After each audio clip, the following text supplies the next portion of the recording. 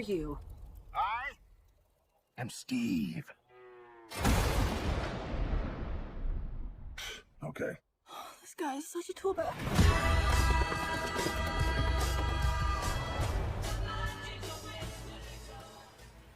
Salut les gars, salut les filles, on se retrouve aujourd'hui pour parler de Minecraft le film. Je l'ai enfin vu, il était temps. Je vais vous dire bien sûr dans cette vidéo qu'est-ce que j'en ai pensé, si j'ai aimé, ce que je n'ai pas aimé. Avant de commencer bien sûr, on va commencer par le contexte, le box-office et puis pour finir ma recommandation.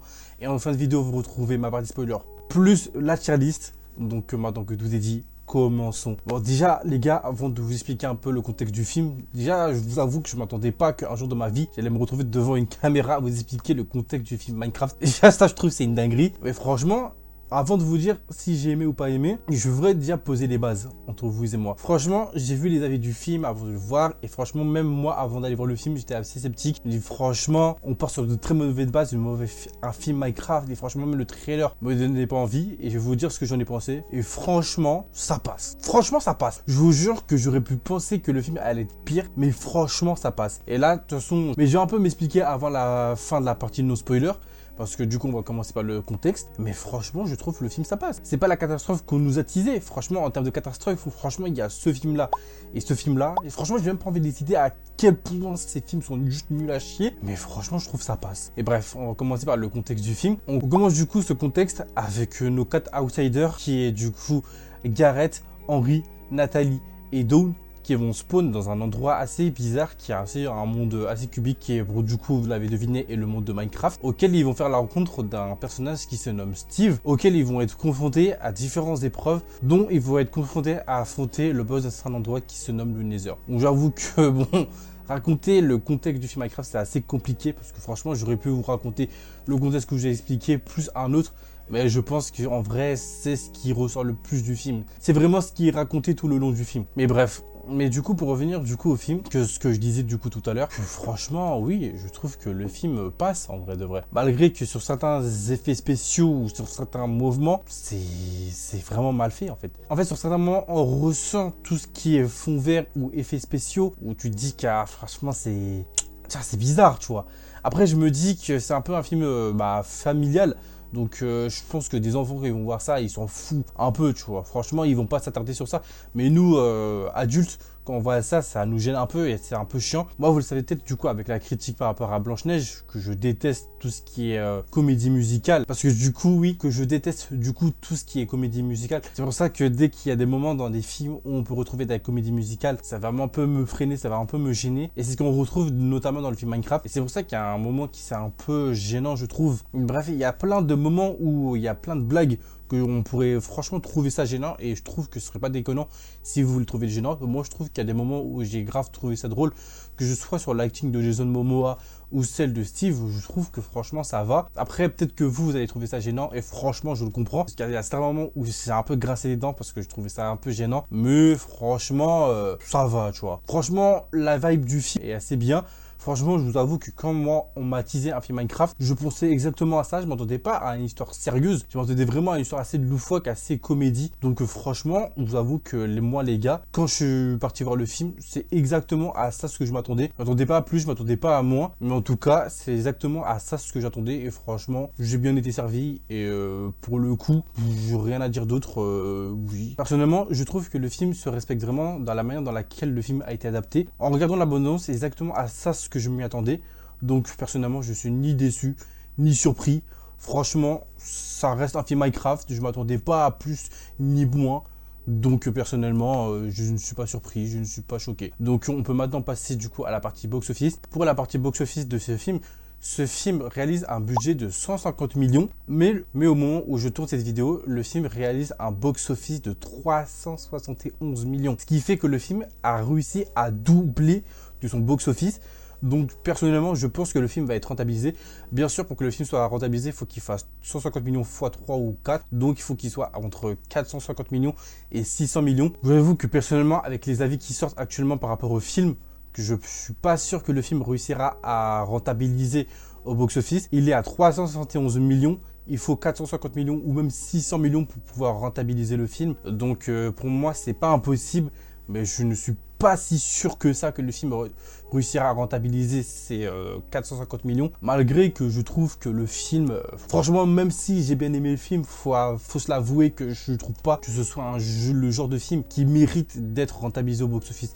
Il y a tellement d'autres films que je trouve qui méritaient d'être rentabilisés au box-office, ou même qui méritaient avoir une place vraiment haut en termes de box-office, et que je trouve que pour un film Minecraft qui rentabilise 371 millions à la première semaine, je trouve ça assez surprenant. Je vous avoue que franchement, personnellement, moi je pensais que le film il allait totalement bider, et qu'il réussit à faire 371 millions la première semaine. Je trouve ça vraiment surprenant, mais je pense que le film ne réussira quand même pas à rentabiliser son box, malheureusement, malgré que le film passe. Mais je ne pense pas que ce film mérite de dépasser son budget. Donc maintenant que tout est dit, on peut passer à la partie recommandation. Pour la partie recommandation du coup de ce film, je vais vous conseiller 3 films que je trouve personnellement bien. C'est peut-être pas la même vibe que Minecraft, mais c'est 3 films du coup inspirés de jeux vidéo que vous allez sûrement jouer ou que vous connaissez. On va commencer par un film que j'ai vu récemment, qui est Warcraft de 2016 ou 2018, je sais plus exactement c'est quoi la date. J'avoue, je peux pas vous dire si le film dans sa globalité s'inspire vraiment du jeu vidéo ou qui est bien ancré par rapport à ce que le jeu vidéo propose. Donc pour le coup là, je peux pas vous dire si c'est vraiment bien en termes d'adaptation, mais j'ai vu qu'en termes de box-office budget, le film a rentabilisé ce qu'il proposait de base. Donc je suppose que les gens ont plutôt bien aimé. Après, s'il n'y a pas eu 2, c'est que je pense que les gens aussi ont peut-être pas aimé. Mais bref, pour ce deuxième film, je vous propose Détective Pikachu. Bon là, je triche un peu, mais je trouve que franchement, ce film est l'un des meilleurs films d'adaptation de jeux vidéo, en tout cas pour moi. L'histoire du film est vraiment excellente. Je vous la recommande à 100%. Foncez, je ne sais pas si le film est disponible sur quelle plateforme, mais en tout cas, si vous avez l'occasion de découvrir Détective Pikachu, foncez parce que ce film va vous ravir à 100%. Et pour le dernier film, je pense qu'il fera débat. Mais personnellement, c'est le film Uncharted qui est disponible en plus sur Netflix, qui est sorti il y a maintenant 2 ans, avec l'acteur Tom Holland et Mark Zuckerberg, ou je sais plus c'est quoi son nom, ou Wallerberg, bref ce mec là. Mais je trouve que personnellement, moi j'ai bien aimé, qui adapte bien l'ambiance de Uncharted, même si il y a quelques différences qui vont peut-être vous agacer. Mais personnellement, moi Uncharted j'ai bien aimé, donc je vous propose ces 3 films là. Donc les gars, maintenant que tout est dit, je pense qu'on peut maintenant passer à la partie spoiler.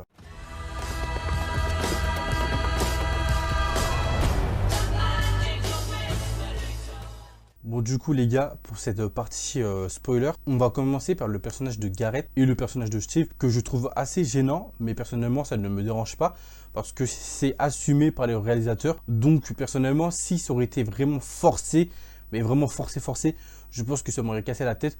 Mais personnellement, comme c'est un choix assumé, personnellement, je trouve ça pas très dérangeant. Même s'il y a certaines scènes, comme la scène du poulet, auquel du coup Jason Momoa va manger le poulet et il va se retenir de pleurer, où je trouve que franchement, je trouve ça va. Ou même la scène où il se bat contre le bébé zombie.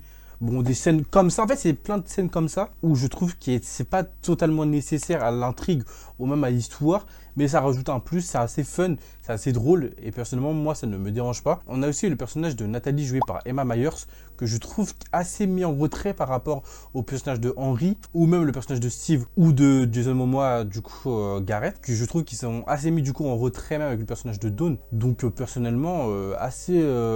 En vrai, je comprends pas totalement l'intérêt, du coup, de les avoir mis en retrait, même s'il y a des moments qui ont assez d'importance, mais pas spécialement au point où tu te dis vraiment que sert à l'histoire, tu vois. Elle sert vraiment de point sentimental pour Henry, parce que du coup c'est sa grande sœur, et qui c'est un peu compliqué pour lui, comme du coup il déménage dans une ville qu'il ne connaît pas.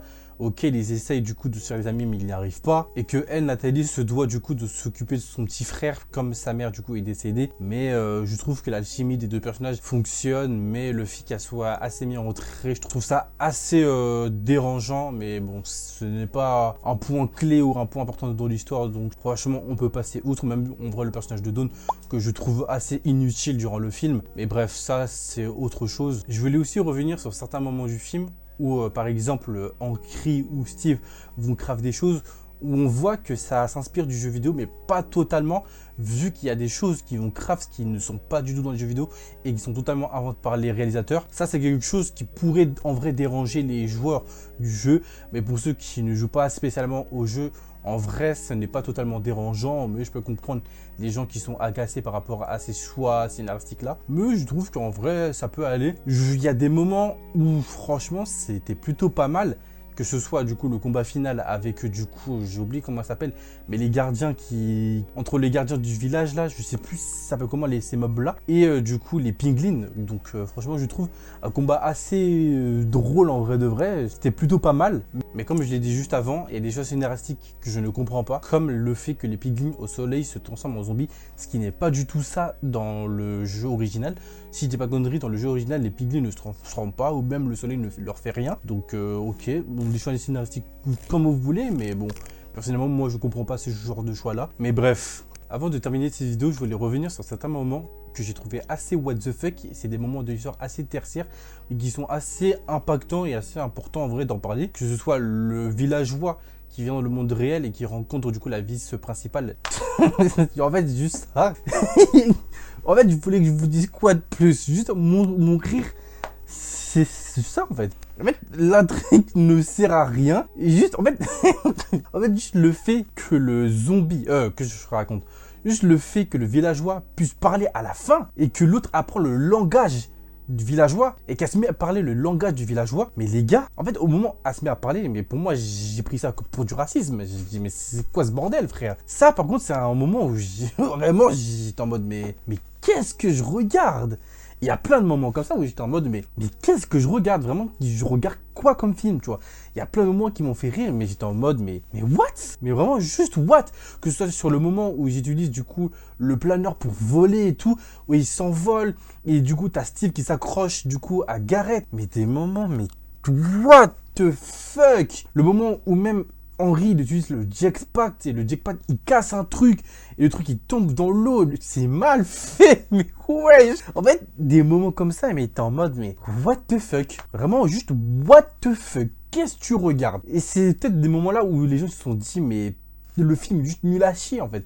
Et c'est là pour le coup, je comprends. Parce que c'est des moments où, mais what the fuck? Et c'est là pour le coup que j'arrive pas à savoir si dans le scénario ou pour les scénaristes, c'est vraiment utilisé pour, comment je pourrais dire ça? Pour rendre ça drôle ou c'est vraiment premier degré. Parce que si c'est vraiment premier degré, mais c'est catastrophique. Pour le coup, là, faut le dire, c'est catastrophique. Mais je pense qu'ils l'ont plutôt utilisé pour rendre ça plutôt comique. Mais vraiment, pour le coup, je trouve ça juste what the fuck. Mais bref, en vrai, je pense que j'ai fait assez le tour de cette partie pour cette partie spoiler. En vrai, j'ai pas d'autres choses à raconter, en vrai de vrai. Mais bref, avant de terminer ces critiques, je voulais revenir sur un point clé que je trouve assez négatif par rapport au film. C'est que pour tout genre de Minecraft et pour tout genre de Minecraft, que je trouve vraiment assez dommage, c'est qu'ils nous ont pas accentué sur l'aspect déjà survivaliste et sur l'aspect créatif, même s'il y a des moments où on voit Henry craft des choses, et même sur les moments où la nuit, où on nous explique du coup que la nuit passe vite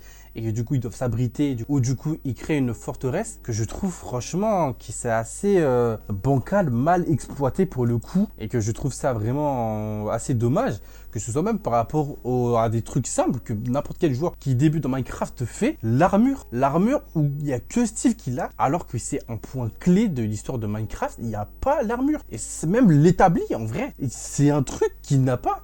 Et c'est ça que je trouve assez négatif, que même la barre de vie, ou même des trucs simples comme la pomme de noche qu'on voit vite fait dans le film, ou même, oui, même les PV, en vrai, que plein de trucs qui ne sont pas adaptés.